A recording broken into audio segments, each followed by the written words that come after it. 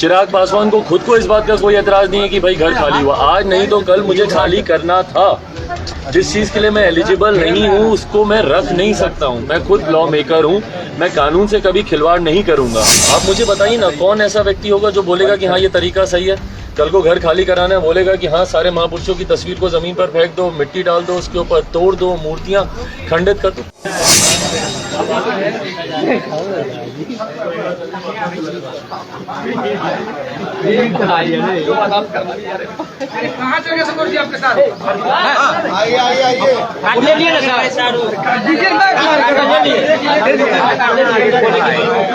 अरे भाई आगे फंसिए ना हो,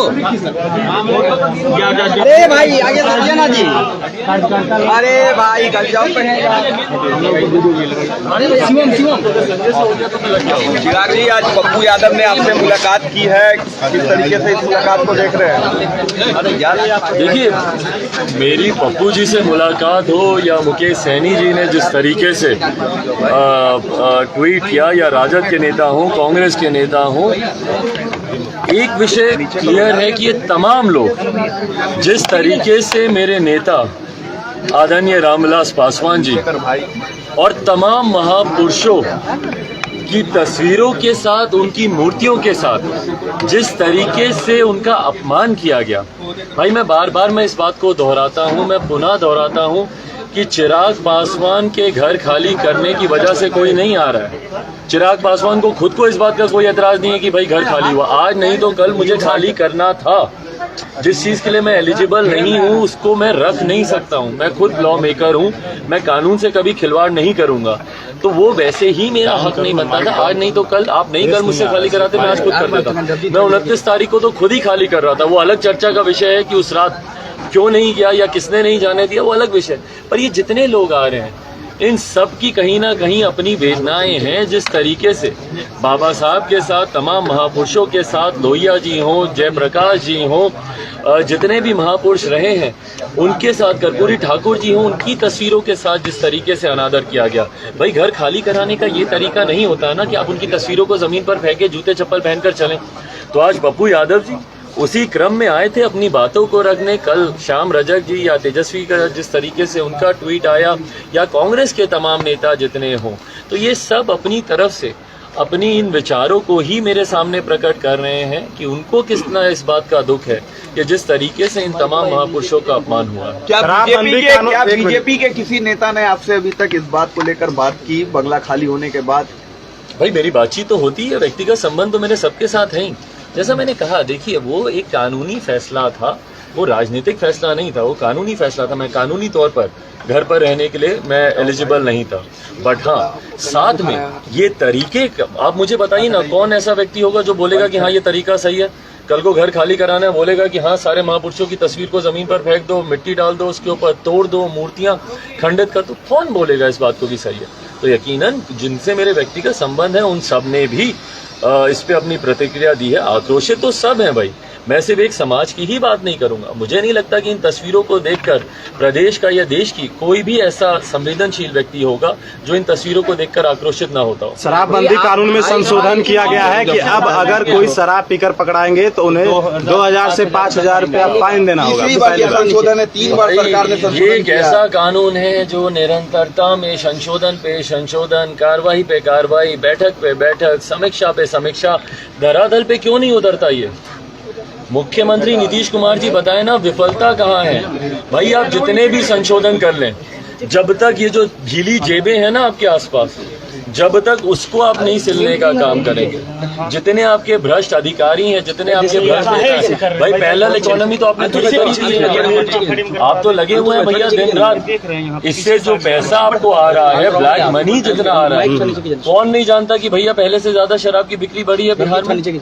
होम डिलीवरी जिस चीज की हो रही हो, तो उसका पैसा किसकी जेब में जा रहा है? एक बार तो बताएं मुख्यमंत्री नीतीश कुमार जी।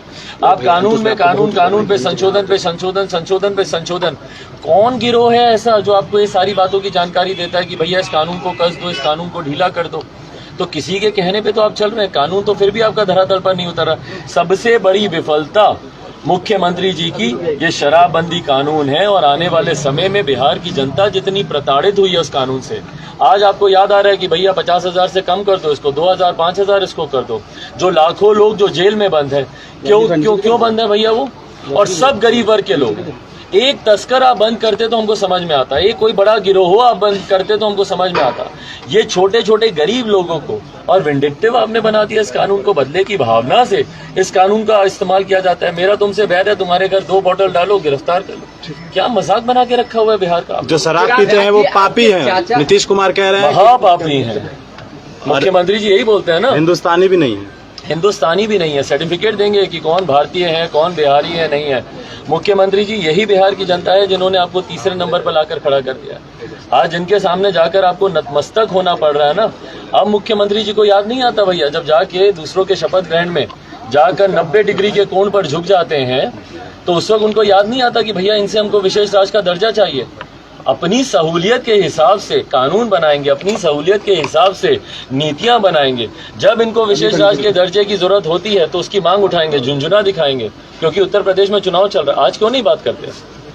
आज इनको उस वक्त सब इनको महापापी लगता है, ठीक है, कि भैया जो शराब पिएगा वो सब महापापी है। तो जब कोई मरता है तो जिस महिला को ये अपना वोट बैंक समझते, कम से कम उनके पास तो जाके खड़े होइए।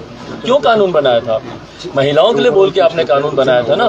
तो आज जब किसी आदमी का जब निधन होता है जहरीली शराब पीकर, तो महिलाएं मरती हैं, तो अपनी सहूलियत से एक पक्ष ठीक लगता है, अपनी सहूलियत से वही पक्ष आपको खराब लगता है। ये सहूलियत की राजनीति मुख्यमंत्री जी करना बंद करें।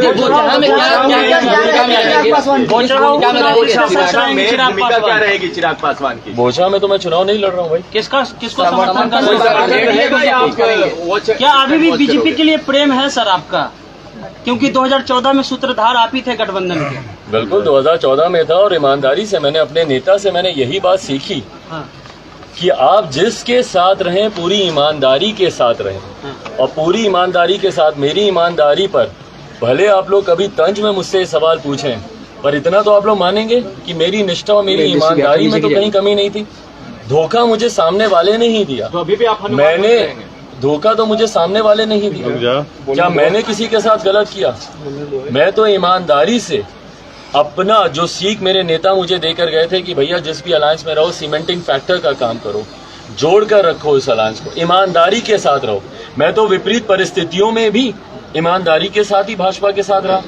मुख्यमंत्री नीतीश कुमार जी को रातों रात 2017 में आप गठबंधन में वापस लेकर आ गए और ये वही मुख्यमंत्री हैं जो 2014 में प्रधानमंत्री जी के प्रधानमंत्री पद की दावेदारी के नाम पर ही उनका हाथ छटक कर अलग हुए थे।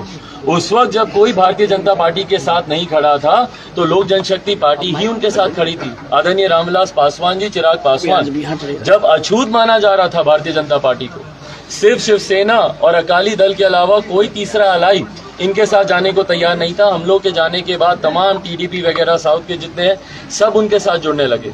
तब से लेकर अभी तक, बल्कि मुख्यमंत्री जी के साथ कभी हम लोग सहज नहीं रहे। 2017 में जब रातों रात वो गठबंधन का हिस्सा बने, उस वक्त भी ये असहजता मेरे नेता मेरे मन में थी कि भैया मुख्यमंत्री जी ने हमेशा हम लोग के खिलाफ राजनीति की है। मेरे नेता को अपमानित करने में हम लोग के विधायक 2005 से लेकर अभी तक निरंतरता में पासवान समाज को भाई प्रताड़ित करने में मुख्यमंत्री नीतीश कुमार ने कोई कसर नहीं छोड़ी।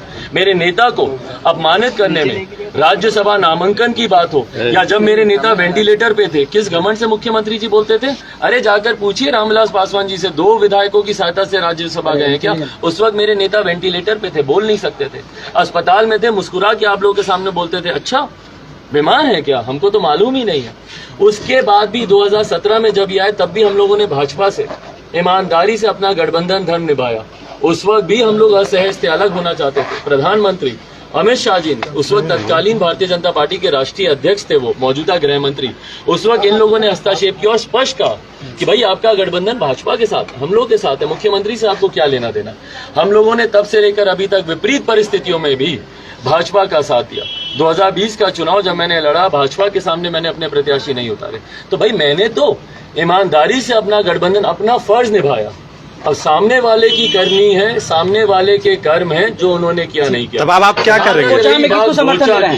मैंने इस बात को मैंने स्पष्ट किया है कि हम लोग भाई वहाँ पे चुनाव नहीं लड़ रहे। अब जो आगे किसको समर्थन देने की बात है नहीं है। बिहार की जनता आज की तारीख में भैया इतनी जागरूक है, उनको बताने की जरूरत नहीं है कि आपको किसको समर्थन देना नहीं देना, सबने देखा है। और मैं सिर्फ अनुसूचित जाति की बात ही नहीं कर रहा हूँ, मैं सिर्फ दलित महादलित की बात नहीं कर रहा हूँ कि किस तरीके से उनके नेताओं, उनके महापुरुषों का अपमान किया गया। सबने इस बात को देखा है कि भैया किसने किसके साथ क्या किया है। जो बोचा की जनता को उचित लगेगा उनके भविष्य के लिए, उनको जो ठीक लगेगा कि भैया कौन उनकी बेहतरी के लिए काम कर सकता है, उनके साथ वो जाएगा। आपके चाचा और भाई प्रिंस राज ने आप पे आरोप लगाया है कि आप जो है भाई मैं धन्यवाद देता हूँ, बट पूरी बात उसका सवाल मैं कर लेता हूँ। तेजस्वी यादव का सॉफ्ट कॉर्नर है आपके साथ, पप्पू यादव का सॉफ्ट कॉर्नर आ गया आपके साथ। क्या आप मानते हैं कि बोचहा के लिए क्या ये माना जाए कि आप साइलेंट होकर कहीं न कहीं संभाल? भाई एक नाम आप और भूल गए हैं, जिनका नाम मांझी जी का। जनता दल यूनाइटेड के साथ है वो, उनका भी सॉफ्ट कॉर्नर है। तो जिनका भी सॉफ्ट कॉर्नर है उनका मैं दिल से धन्यवाद करता हूँ। और ये चिराग पासवान के लिए नहीं है। जिस तरीके से महापुरुषों का अपमान हुआ, मुझे लगता है इस पे हर किसी को अपना पक्ष रखना चाहिए। जो लोग इसमें खामोश हैं वो कहीं ना कहीं महापुरुषों के हुए अपमान में की वजह से जो अपराध हुआ है उसमें ये लोग सहभागी बने हैं, जो कि कहीं से भी उचित नहीं ठहरा। चिराग जी, आपके चाचा ने आपके ऊपर आरोप लगाया, भाई प्रिंस राज ने आरोप लगाया, कहा कि आप नौटंकी कर रहे हैं। आप मीडिया में लगातार बयान दे रहे हैं कि आपके पास दिल्ली में घर नहीं है, लेकिन जो घर आपको 2019 में आवंटित किए गए थे उसमें आप अपने दोस्त को रखे हुए हैं, विशाल। भाई जो आरोप इन लोगों को लगाना है, जो अपने भाई के साथ नहीं खड़े हुए, ठीक है, उनकी बातों पर अब मैं क्या जवाब दूं। Thank you.